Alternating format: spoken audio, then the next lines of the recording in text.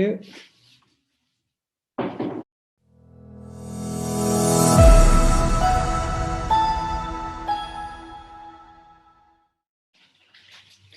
Good afternoon, and thank you for joining us at today's discussion.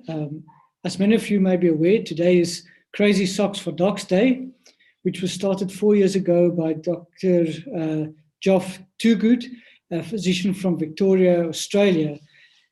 The Crazy Socks for Docs movement started when Dr. Toogood wore odd color socks to work, which led his colleagues to wonder about his state of mental health. However, he was in fact well, and the reason why he wore these odd couple of socks was because the other two were chewed up by his puppy dog. So in response to overhearing his colleagues talk about his mental health, he decided to start the Crazy Socks for Dogs Day to address the stigma of particular mental health and to make it okay for doctors not to be okay. Mental health amongst healthcare professionals has been a subject that sparked significant controversy. Healthcare workers take huge responsibility for caring for other people, but not often don't receive the care that they themselves require. So caring for oneself is important to ensure that you are able to provide the best healthcare to others in your community. I'm Professor Cadilla. I'm the head of psychiatry at Steve Biko Academic Hospital and also a member of the Faculty of Health Sciences at the University of Pretoria. And joining me today for this important discussion about mental health in the workplace are two experts, Professor Funeka Sokodela and Professor Tanya Heinz. Professor Funeka Sokodela is the head of psychiatry at the University of Pretoria at the Faculty of Health Sciences, as well as at the Westkop Psychiatric Hospital. Her academic and clinical work includes forensic psychiatry, mental health and law, diversity, leadership surrounding public mental health. She completed her undergrad studies at the University of the Witwatersrand and holds a PhD in psychiatry from the University of Pretoria. Her interests lie in transformation and improvement of access to good quality mental health for all, as well as for staff and students at universities in particular. Our second participant, Professor Tanya Heinz, is an associate professor at the Department of Nursing Sciences at the University of Pretoria, South Africa. She completed her PhD at the University of South Africa in 2008 and specialized in critical care and emergency nursing. Tanya's research interest lies in the area of practice development. So welcome to both of you, and we look forward to your participation. Before we start the discussion, a reminder to all our viewers to post your questions and your remarks in the comments section, and we will address that in the latter part of the discussion. To get us started, I would like to ask both participants, how do you explain how healthcare workers' mental health are affected on a daily basis? If I could start with Professor Sokodela, please.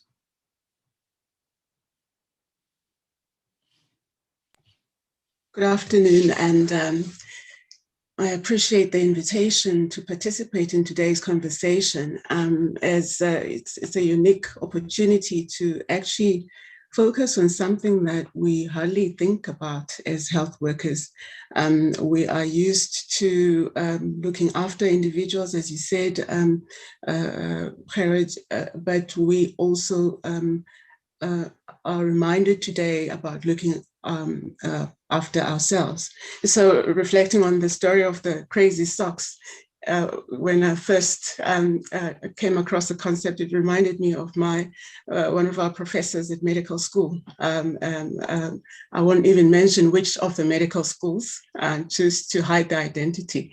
One time he showed up for a tutorial wearing two different types of shoes. And that can do something. So it's a story that's similar. But coming back to the question of how healthcare workers are affected on a daily basis, we see in our environment that we come to work every day, and we spend most of our time in the workplace. And COVID may have changed that in terms of working from home concepts. However, it hasn't changed the fact that even if you're working from home, you are at work. And so we spend at least 50% of our time at work on a daily basis, but for others, even more.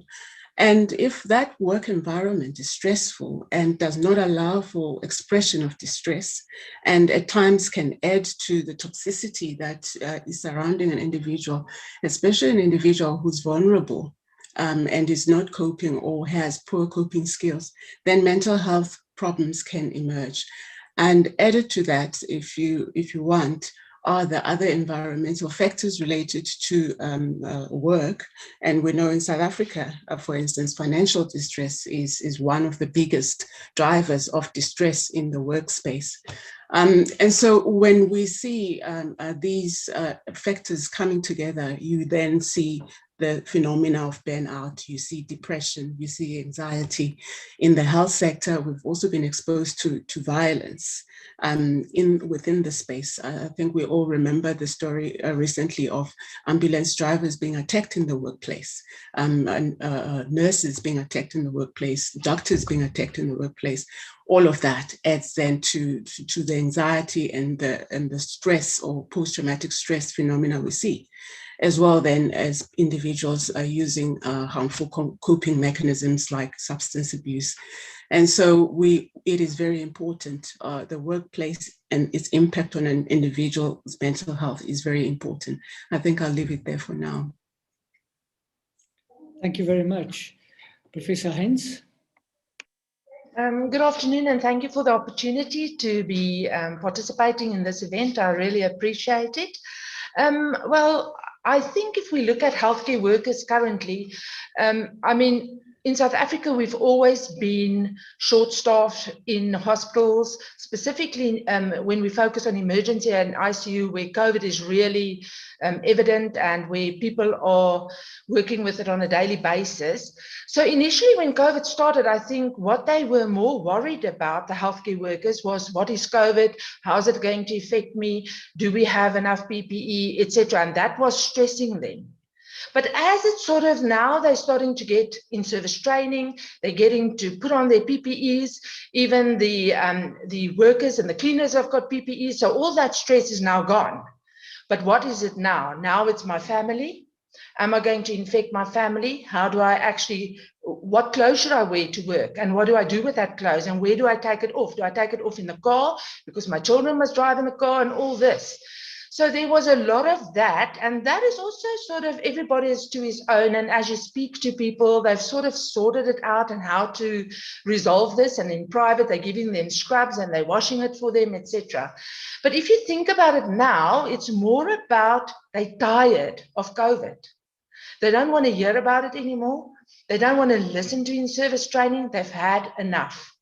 They get furious with the public when they don't adhere to wearing masks and keeping safe distances, because they feel the public are not supporting them and they're just ignoring everything.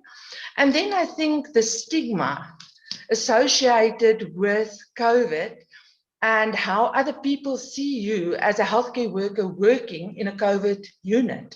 They don't invite you to the party because you're working with COVID the whole time. But they never, it's like the people say, they never think you're going to parties, you're socializing, but I can't come. So they're very isolated in a way. And when you look at the doctors in the ICUs, I mean, there's just 2 or 3 physicians. And these physicians, they burnt out. They have to be on duty. They come on duty. They see the nurses they know and trust, but tomorrow there's no other nurses because they think there's enough hands. But the hands is not what they need. They need the people who can actually care for it. So there's a lot of stress relating to workload, relating to, I've got enough hands, but I don't have people who can do it. The doctors are burnt out. And I mean, even the doctors in private, for example, or they can't operate because there's no beds. So they're losing finances, as Funeka said so nicely. So there's a lot of financial stress. about that as well. And I mean, if you look at nursing, the majority are females. A lot of them are single parents. Now it's homeschooling. It's all that contributes to the stress. So it's not just the COVID. So what I hear you saying is that there's a lot of COVID fatigue that's setting in. Definitely, definitely. Yes. Thank you very much. And while you have the floor, in your experience, how often do we see alarming mental health states in healthcare workers? You know what, if you look at it, you can see it on a daily basis. You can see the way it depends on the environment. And I think there I agree. If it's a nice environment where the team works well, they know each other, they trust each other, there's some autonomy, a sense of belonging in that space, then it goes well. They can work together. But as soon as there's no sort of leadership in the units, or there's no management support, or they feel they're isolated and I just have to do it, I don't have any choice, etc., then you see it on a daily basis. They try to run away. They go to doctors and say, listen, you must say I can't work because I've had cancer 6 years ago, or I can't work because my cousin had COVID, so I must isolate for 10 days. So there's people who's really not come to work for months, because every time they come the next day they say, I've had contact with somebody, off they are again. So you see it in the fighting in the units, you see it when they can't work in teams, you see it on a daily basis.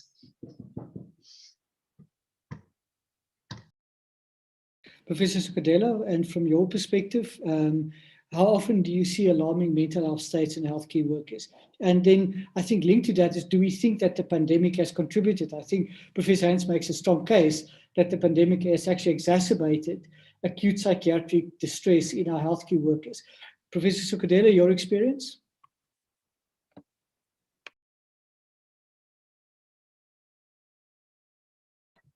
As a country, I think that we know distress, we know mental health distress. We've been living with it before COVID for various socioeconomic and political and public health reasons. We've gone through HIV. We were famous for HIV and holding that almost an epidemic. It was an epidemic because we were mostly affected as regions or subgroups, country, state-wise. So we're used to dealing with distress. We're used to it. I'm not saying we're good at dealing with it. We're used to it. We've been exposed for a long time to trauma. Add to that, then, even before we talk about HIV, I'm going back now to our political past. We're used to living with collective trauma. And so we are not new. This is not a new space for us in terms of distress. However, I think that what has complicated things now with COVID, especially for us in the workplace, is the continuation of exposure to trauma and stress on an unrelenting basis. You know, with HIV, we could isolate it to the individuals and behavior and so on. As a health worker, you were not necessarily exposed. With political strife, there was this collective exposure, but individuals could survive. I think COVID has brought in a different element, which is the attack on the individual, on the person. You are no longer safe, and there's almost nothing you can do except to wear PPE. And so when I was thinking about it, it actually has brought on grief. And I was trying to think of the different ways we look at change and grief. And it reminded me of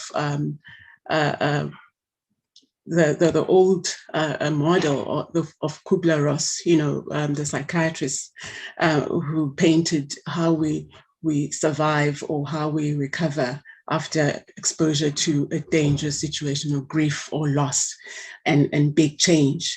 And when the pandemic started, and the Kubler-Ross model talks about the 5 stages, right, of loss or us going through loss. And for me, that picture sort of painted what we went through as the pandemic started. We were already wounded healers. We were already showing signs of mental illness, and we were already in a country that was that has a high prevalence of mental illness. I mean, South Africa, 15% of any group will in their lifetime suffer from mental illness. And we've seen that our suicide rates are already higher in some studies than the rest of the world. And bring in the health worker then who comes in to face COVID and goes through the Kubler-Ross stages of denial. When it first started, we said, we're good. We Africa, we're not going to get it. Remember those? And then there was this shock when we saw that, okay, those first 10 cases, if you remember. And then we started worrying, and then it became apparent that we're not so good, that we're not so covered. And the shock and the shift from that denial state to a state of anger. And the anger was not just about why did this thing come to us? It was also about, why are we not protected? Why do we not have PPE? Why had we fixed our old problems in the past, we wouldn't be worse off as we are now. Remember, the wards that we didn't have, coming to work to make a plan, basically. And for the first time, you are equally, if not more, exposed. And I think that dual exposure element has then made us feel very uncertain about our futures personally. We've seen colleagues pass away. We've seen loved ones pass away. We've seen patients, a lot of patients pass away. And we know that we are still nowhere near the end.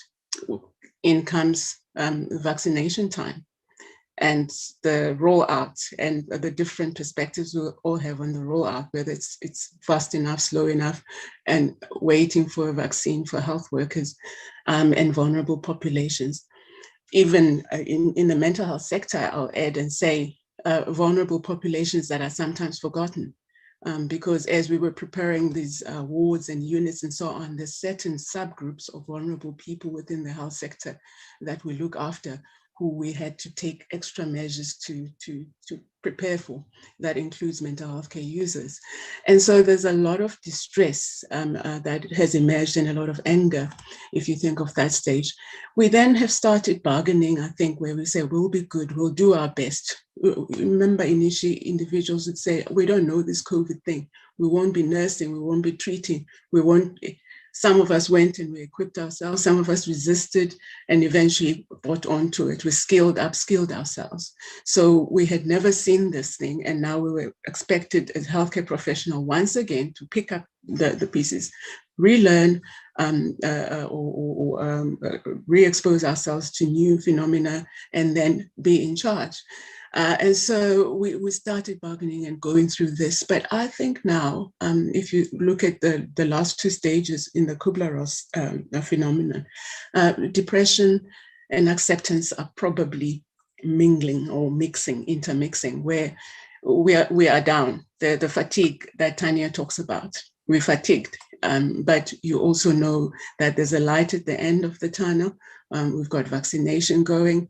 And so we're beginning to accept that this pandemic or this COVID thing is here with us and will be with us for much longer than what was said initially, what we were hoping for. We were hoped against hopes that after 2 years we'll be on top of it, like the other coronaviruses and respiratory distress viruses that had emerged in the past. And so I think we are currently feeling down at times, but I'd like to believe then that we are emerging with some element of hope, or what will happen to us will be determined then by how we recover from this. So it has been a distressing time, and COVID has definitely had an impact on the mental health of all health workers. Some studies have emerged, both in the East. China, I remember, was exposed before us. It's shown that at least 3 to 4 times fold the rates have increased in terms of mental health problems in health workers when you compare to the pre-COVID times. So it's definitely with us. Thank you. So that's a nice segue then into the next question, and we have a few minutes left before we start with the questions from the audience. But the one comment, if we are to look out for each other, we have to support each other as healthcare workers.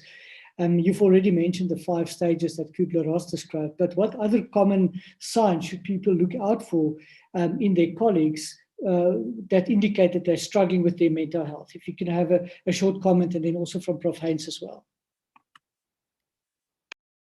Yeah, I'll just say briefly, and it's something that Tanya has already touched on. We start seeing the lack of motivation and apathy, the lack of reactivity or creativity in the workspace. People are demotivated, and she described people who stay away. People hide, they run away, and we get a lot of absenteeism. We see that, and if you do come in, your relationships are breaking down. There's a dysfunction in how we interact with each other, and harmful behavior, of course. And we mentioned the substances of abuse. At times, then individuals do then complicate and have mental health problems, and we have seen individuals breaking down during this time and needing professional help. When we catch a person early enough, if we are aware through our relationships in the workplace, then the individual can be referred. But what I've noticed is that we hide our symptoms. Individuals hide their symptoms, and it carries on until sometimes it's too late, unfortunately. And I'd like to bring in, as I finish off, the element in the academic health sector as well, that as much as we are health providers ourselves, we struggle to seek help when we have mental health care needs. And we've seen this with colleagues who have passed away or have taken their lives, especially in the academic health sector. And so I think we need to bear in mind what we mean to each other in times of distress. Yeah, I'll leave it there. I'm glad you mentioned that, because I think that's stigma, and I want to circle back to stigma, but just to hear from Professor Heinz, in her experience, what are the common signs that people should look out for? I think the first thing you must look out for is how does this person cope in the team?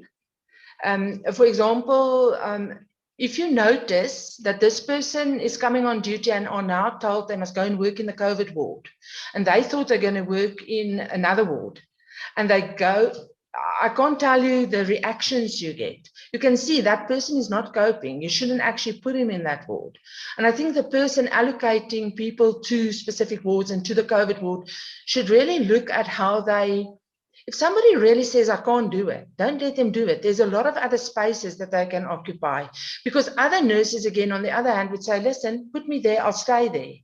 I like it, I can do it.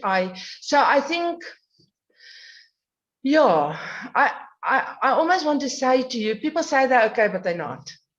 So I speak to a lot of nurses. I spoke to a lot of nurses this morning. We've got a leadership program going, and they all say, no, we're fine. But if you look at what's happening, they're fighting in-house. They are allocating unfair. They are unfair. They give one person 3 and one person 1, so their friends get less patients.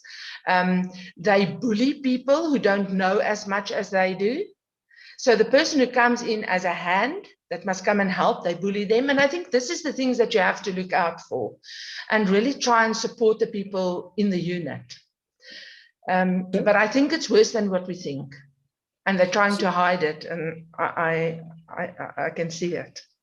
So then to end of this part of the conversation, how should we then have conversations that lessen the stigma of mental health concerns under healthcare workers? Yeah. You know what I think? The first thing is There's a lot of support services. But in the hospitals, they still think if I go and get support, other people will think I'm not a good nurse, I'm not a good doctor, I can't cope. So they don't even want to say I'm going for assistance or I'm going for help or I'm asking for help or share it with others. Because as soon as they know this one went for help, they're victimized. And this is what happens often. So they're very scared to go. The other thing what I'm also thinking is, I like to work from an appreciative stance. So we must also look at the good they're doing. And I think we don't always tell them how good they are. We don't tell them, listen, look at the innovation surrounding families in intensive care and emergency departments. They're having video phone conferences. They're phoning them every morning. They give them WhatsApp to tell the family how the patient's doing. They let them visit, even though it takes them an hour to get the people in and out of the clothes, and that they do it. They have a lot of humor, and all this, we should show them that we appreciate them. But I think we tend to go to the negative and don't show, and even the media, they're negative. Instead of showing this is what works. Look at one of the hospitals, the people came and sang hymns and stuff every evening in front of the COVID. Nobody knows about this. And so in a way, I'm thinking sometimes we are our own downfall as well. We should show people what we do well as well, and that will make us feel better about us, have a sense of belonging, see our contribution in this whole COVID pandemic as well. And I think that will help a lot. I mean, this is just my own thinking. Thank you very much for that. Professor Cadilla, how should we have conversations to lessen the stigma then, in your opinion? You know, stigma in mental health is common. And when we say mental health, we mean broadly. We've already talked about us hiding symptoms and being good at hiding symptoms as health workers. But we've been taught by the environment to do this, because if you show signs of weakness and the culture we've been raised in as trained healthcare workers, we're raised in a culture where you are supposed to put your best foot forward, pull up your socks, don't show any weakness, especially in the face of patients and colleagues. And so we are these wounded healers, as I said earlier on. So I think the conversations need to start there, where we begin to say and create spaces. And it will not just be to the individual and the traditional employee wellness programs, occupational health and safety programs. All those are for me very, very can be obstructive as well. And so individuals do not want to approach those obvious approaches, or do not want to approach those obvious programs because of the stigma. And so people hide. And so I think if we structure more preventative approaches, because currently we're putting out fires once they've started. We go for the individual support once the person has been distressed. If we begin to address the things that expose individuals to toxicity in the workplace or distress in the workplace, structure in conversations in our normal interactive spaces. So what I would review as collaborative forms of leadership, where you're not just leading a team of people if you're a shift, you're not just leading a team of people if you are a department, but you are leading individuals who are emotional beings who have needs. And so if we started to structure our conversations in a formal way, people would begin to open up. We need dialogues. And so, and I think we need to shift, as I said, from these curative approaches that deal with the aftermath. We need to encourage mental health promotion and disease prevention in the workplace. Lastly, I think these are things that go all the way, not just at the individual level and in the workplace, but it's also the policies that we have in terms of legislation and the protection of health workers and workers in the workspace. Thanks. Thank you very much. We've now come to a question and answer part of the discussion. So I'm going to turn to some of the questions we received, and you're very welcome to send in questions or comments to the panelists, and I will facilitate that conversation. So the first question I want to raise here is, how can an individual take care of anxiety and poor mental health without the use of prescription medicine? Professor Cadilla? Well, it touches on what I was referring to just now, equipping the individual with information. I think, and I see it with, if I use our medical students as examples, because I'm really much interested in us moving to a place where we model ways of being that are different from what we have been taught ourselves. We model the health worker that is emotionally connected with themselves as well as with others. And so when you talk sort of mind, body, and soul approaches, and before the individual gets an anxiety disorder, for instance, if we are to be specific, you have to promote healthy living lifestyles. And we see these as soft things because the person is right. We always think we need to pop a pill, we need to get medication, or sometimes we even need a professional.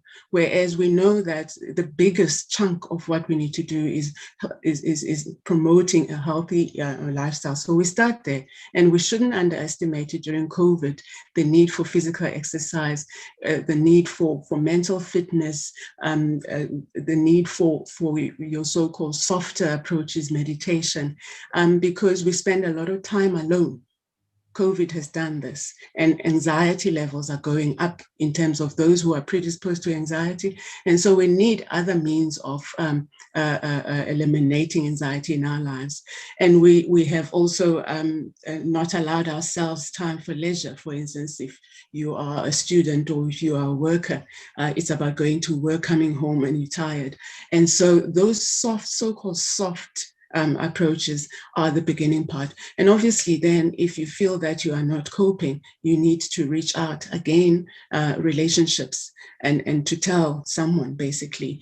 And it may sound very basic, but a problem shared is a problem solved or halved sometimes. And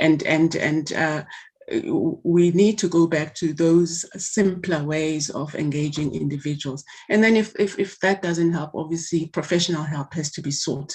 And I'll make use of our campus, for instance, at UP, with the student counseling unit that is so well set in all the campuses, including the Faculty of Health Sciences, where then individuals must reach out for help, and or colleagues must encourage them to reach out for help.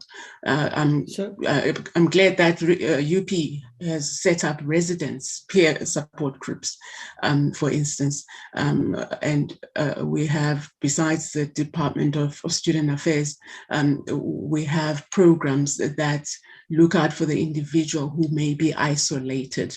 And so we need to bring them in and make sure that we can find alternatives for individuals who have lost hope and are feeling anxious about the current situation. Thanks. So there's a follow-up question then, and that is, how is our health science students really doing mentally? Should we put in more options and more measures in place in addition to the available support? Do you have a comment on that? Yeah, it's an area that's close to my heart and close to your heart too, in terms of the health sciences health committee. But I also see it broadly, from the perspective of the subcommittee of the Senate on student life. We are beginning to have conversations about how we structure health support systems broadly, but mental health support systems on campus, all the campuses. Globally, there's been, especially after the the suicides that we have experienced of colleagues and of postgraduate students in our system registrars, where people had mental distress and the systems were there, but somehow we still lost them. And so the conversations about even going higher than just setting up structures, but having charters where we sign up to call it a belief system or a value system, where we know we want to promote mental health within our spheres, and we start then with our academic spheres. And so we have heard, and when you interact with students, they will say, we know about the access to that clinic. However, it takes you so long, so you give up. I'd rather have a drink and forget about my problems, and then the problems are perpetuated. So we know issues of access are a big concern. There have been improvements, and the Faculty of Health Sciences has led in that space, as we know, and it was right because we are health. And so we know that we do not necessarily have enough in terms of resources, but a structured approach is emerging, that we do not just need the service centers, but we need to have a policy and a charter that will make sure that going forward, we prioritize mental health on campus. And then to end off this part of the discussion, Professor Heinz, the question here is, what is your advice to medical students who haven't yet started clinical rotations? How do we prepare ourselves for mental health challenges that comes along with working with people? So I would say is always to be honest. The first thing is to prepare yourself. There's a lot of, well, be honest that you're scared maybe, and be honest and open that you don't know how, because I think medical students, often when they come into the unit, you expect them to be able to do it and they can't. So that makes them very scared and unsure of themselves. So I think if you have this, the way of saying, listen, I've never done this before, I don't know how, let the people show you, because the majority of people in the units will show you and take their time. So I think by starting there, just saying, listen, I don't know how, I've never done it, will take off a lot of stress, and you will get friends in that unit who will next time, it will be easier to say, listen, just show me this or show me that. So I think sometimes they think they have to know it all, they have to be in charge, they have to be, and yet they can't. They haven't got the experience, they haven't been through all the ropes, they don't know the people. So I just think, you know what, go with a good attitude, go and see yourself on their level, work with them and not on them, if I can put it that way, and just work together. I think that will sort out a lot of problems. Because there's always somebody that knows something that you don't know, or you know something and you can support the other person. So look at it that way, and don't feel ashamed that you don't know how. Ask, just ask, and you will be okay, I think. Thank you for that advice. Professor Cadilla, I think something that's very difficult is to balance achieving academic and professional excellence while looking after your own mental health. Do you have any advice for us? Yeah, it's a tough one. This is where earlier on we were having this conversation about being honest when we are all work in progress. That's where you start.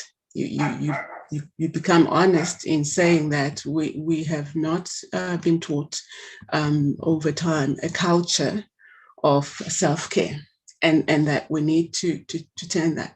And it's something that I feel strongly about. What culture is emerging in the spaces where we train healthcare workers, because that culture determines the values that they walk into the workplace with, and how they manage then, and how they coach upcoming health care practitioners. We need to break the cycle. And so I think, as I've already said, systemically, we need to acknowledge this. But the point where we must, maybe for the student or a young academic who's emerging, we must remind ourselves that we are human. I think Tanya touched on it. We must remind ourselves that we need a balance between this business of living our lives of excellence and allowing ourselves and accepting actually failure at times, and accepting that we cannot continue running a race without taking a break and balancing our lives with other important factors. Medics are famous, or health workers are famous for being able to care for others and not being able to care for themselves. We need to begin to break this. It's hard because of the nature of the person that gets drawn to this field. So at medical school, we used to say it's like a sausage machine. You come in as one thing, this free, happy person, idealistic really, and then they churn you through this machine and you come out and you can hardly recognize yourself. So I'm hoping for a future where medics of all kinds, when I say medics, I mean broadly, can begin to retain some of that initial energy, the thing that made you want to become a nurse, a doctor, a physiotherapist. Do not forget those things. Do not forget the friends that you started off with. Do not forget the friends that you meet along the way, and know that at the end, when you emerge, you may not necessarily recognize yourself too much, but there should be a semblance of what you used to be. And so I remember when I was doing my 5th year at medical school, it was a very stressful year. I hadn't read a book in a long time, and remembering those old hobbies and habits, just taking care of yourself, picking up a book, caused such a turnabout in terms of my attitude, because it was the time when you reclaimed your life back. And you say, medical school has been tough. However, it's time I reclaimed my life. So I put it as in, do not forget yourself in the process of going through these programs, because at the end of the day, it's who you are that brought you this far.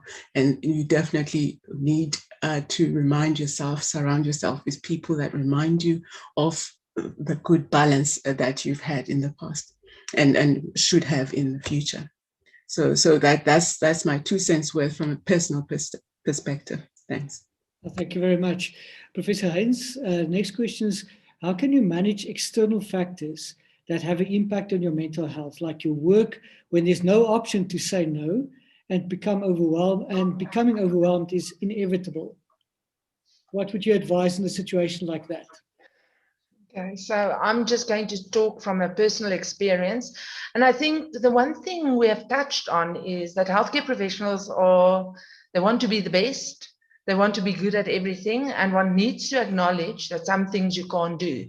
So I'm thinking, let's say you're in an ICU. We have 20 ventilated patients. We are 10 people. We want to do the best the whole day. We've done a workplace study, a workload study, and we saw that in normal circumstances, the ICU nurse is expected to do 36 hours in 12-hour shifts. They can't do it.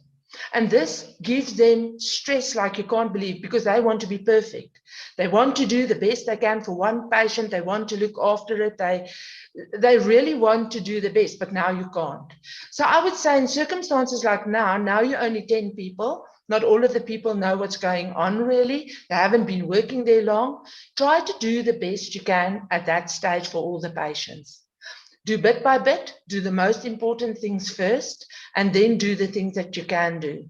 But go home, rest, and tomorrow you come again. But you need to break away from that day as well. You need to go home, you need to spend time with friends, you need to bring humor into your life, you need to do something that's nice so that you can face the next day again. But I would suggest just break it up in small things.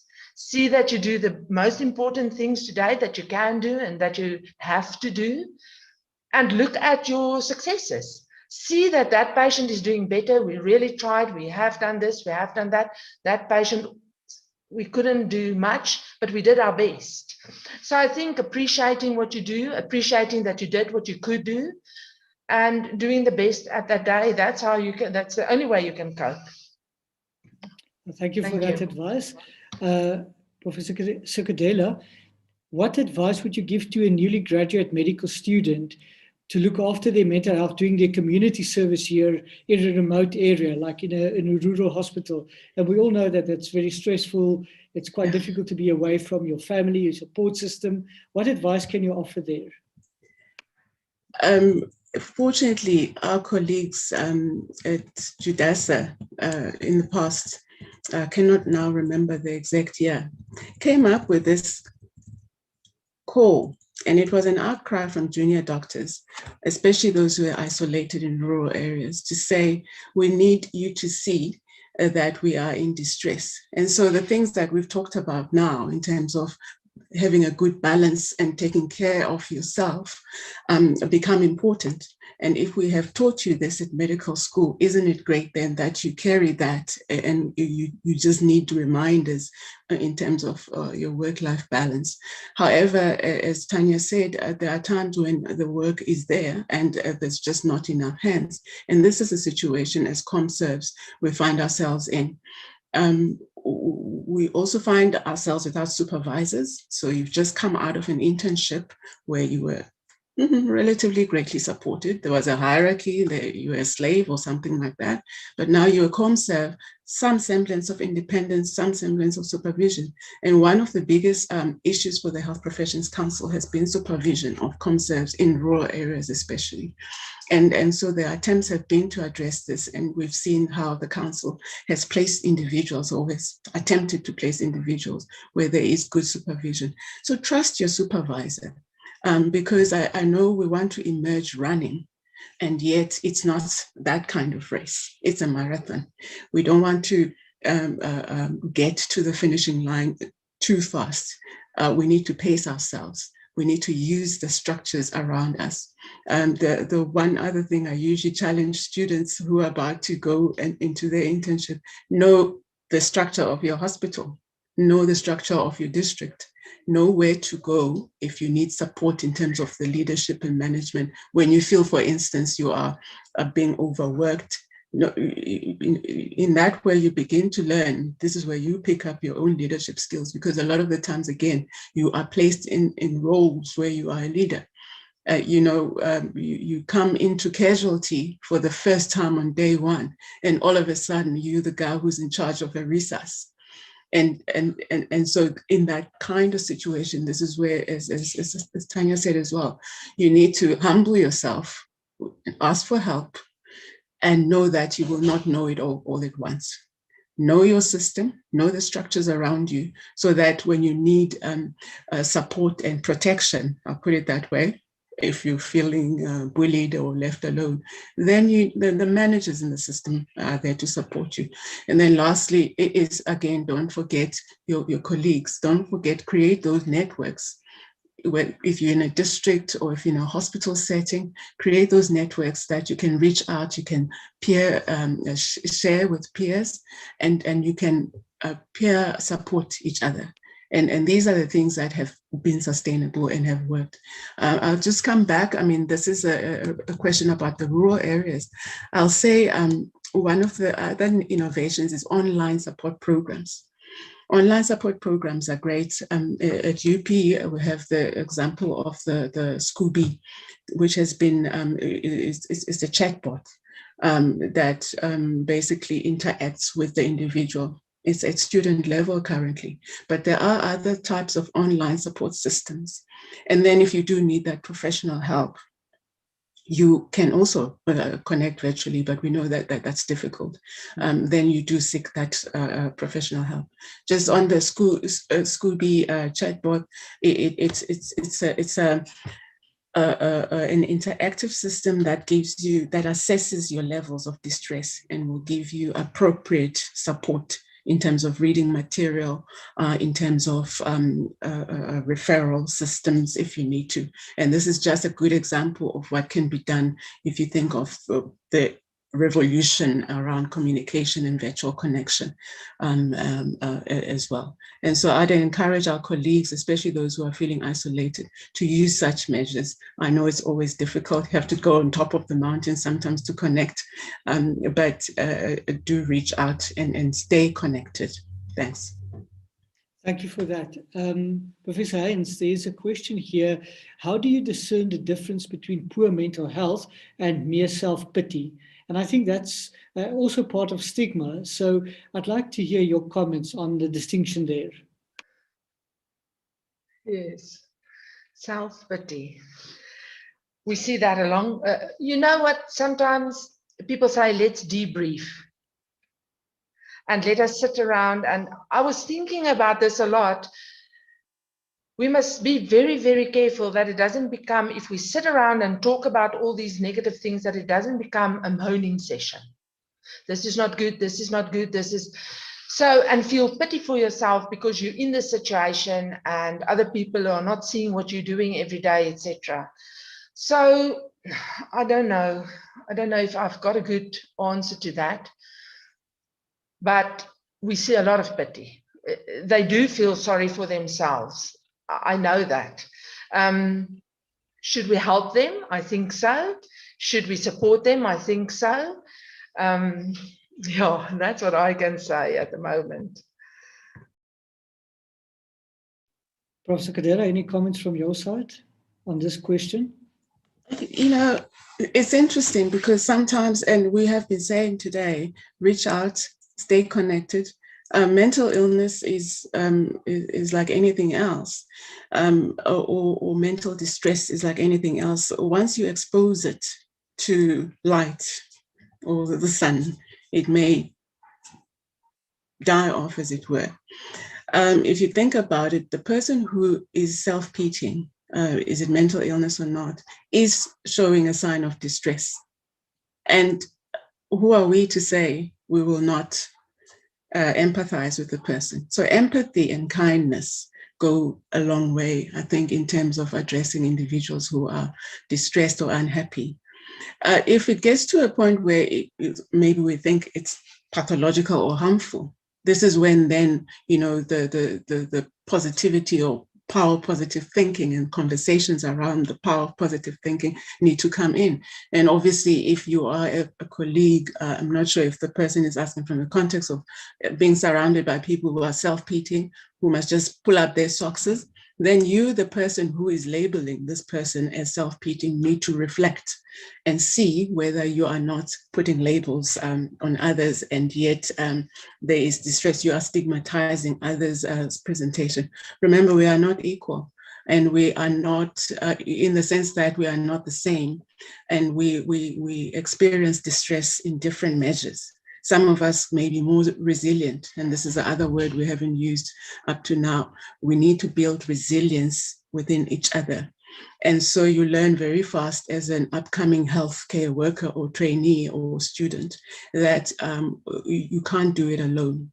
And you have to have internal resources, and we have to strengthen your internal resources as a system. However, you do need to exercise empathy towards others and be less harsh, as it were. So when we start saying, oh, these guys are exaggerating, we need to think back, are they really exaggerating, or we are labeling them?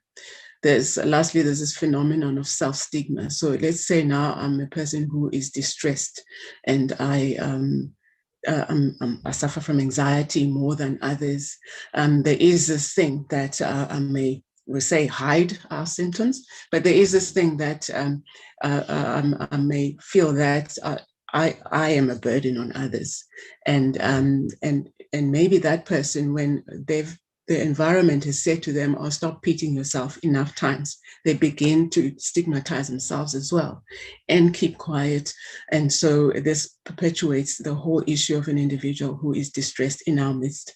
And I think we can all learn from each other. And so I would take a step back and ask myself, why am I saying the people or the person is self-pitying? Thanks. Thank you very much. Professor I Haynes, just want to add to that, we are very, Yes, sorry. please go ahead. I just want to add to that, we are very harsh on one another as well. I've heard people say, well, I can't understand that they can't cope. And yet that person is working 12 hours in PPE, not having a chance to go to have a break. So I agree with what Funeka said, is if you haven't walked in that shoes, be very careful to judge. We are very easy to judge. But on the other hand, people should also say what they mean and be open and say, listen, I'm struggling, or I'm not coping, or whatever. But yeah, be careful, because it's really harsh out there. Okay, can you comment then, following from this, how does one's strained mental health affect the people around you? Well, what is your experience? You know what, we've talked about this, for example, in a unit, and what they said is they labeled it crocodile behavior.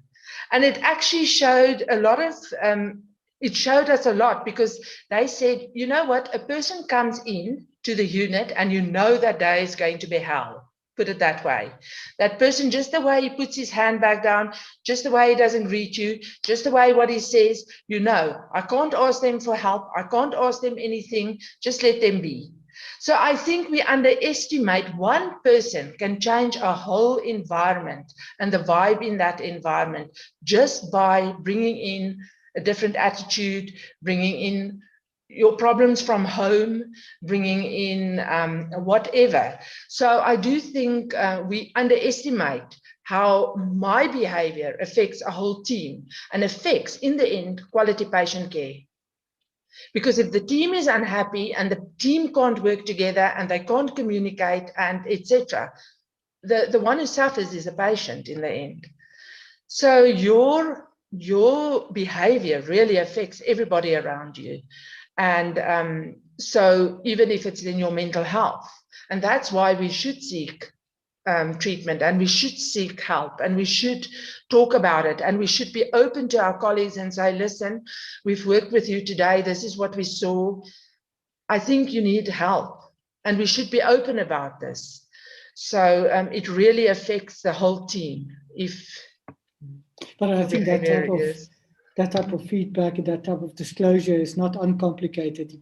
It often opens up an animosity and, you know, and further conflict. So one has to be also sensitive around how you do that. But thank you very much for your comments. I think we should conclude today's session, but before we do, I'd like to take the opportunity to thank both Professor Cadilla and Professor Haynes for their insights and their knowledge, the time that you've spent with us in this discussion, this live stream, to break the stigma around mental health in the workplace and to encourage us as healthcare providers to take ownership of our own lives and to take care of ourselves. So thank you for your insights and your comments. Really appreciate that. Also, thanks to the Faculty of Health Sciences at the University of Pretoria for affording us this platform to empower each other with information. And a final thank you to our viewers for watching and for interacting. We trust that this was informative and useful to you. Please remember to seek out help when you need it. There are many support systems out there ready to assist you. Please follow us on our social media platforms such as Twitter and Instagram, Facebook, YouTube, as well as LinkedIn, to stay up to date with the research findings and as well as other projects such as Crazy Socks for Docs and other interesting and helpful developments in the faculty and in the field of health sciences. Thanks to one and all. I wish you a very pleasant evening and a wonderful weekend. Goodbye. Stay safe and take care of your health. Thank you. Anything from McDonald's. Pizza. Braaivleis. Sweets. Oh, I love sweets. A burger. Chocolate. Pizza is probably my favorite meal. I visit the kiosk about once in every 2 days at least, but maybe more. It depends on my money.